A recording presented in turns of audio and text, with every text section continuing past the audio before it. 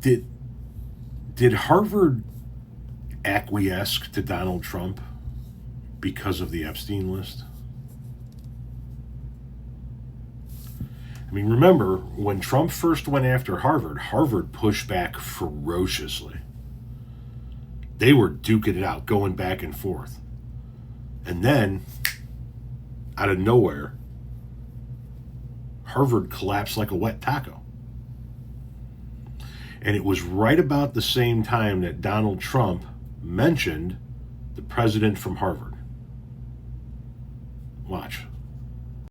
I'm not seeing any mainstream media make the connection here, so F it. I'm just going to make this connection.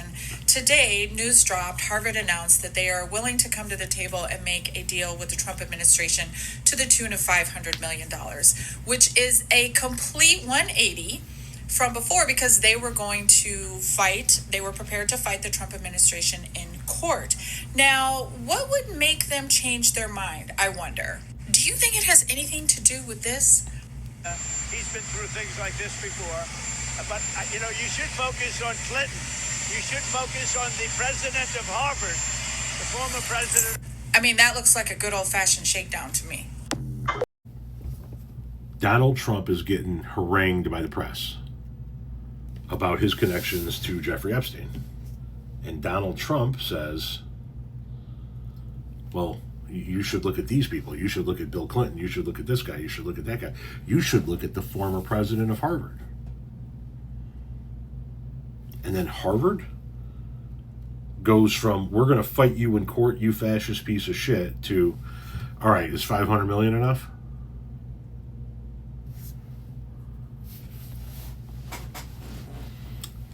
I don't know what it means, but it sure seems suspicious. It sure seems like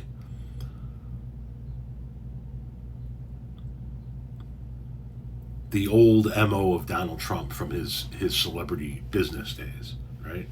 I'm going to find some shit on you, and I'm going to hold it over your head, and I'm going to get you to do what I want.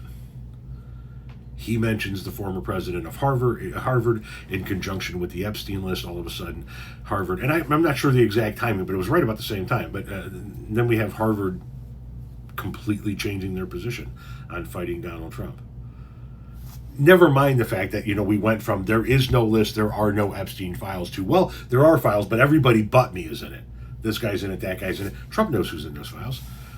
Trump knows exactly who's in those files, and he's going to use every last name he can to gain as much leverage in the world of political and public support that he can possibly garner by holding this over everybody's head. It doesn't absolve him from being on the list. It doesn't absolve him from the things that he did. But that's what appears to be happening. Somebody else come up with another alternative as to why Harvard completely changed their position.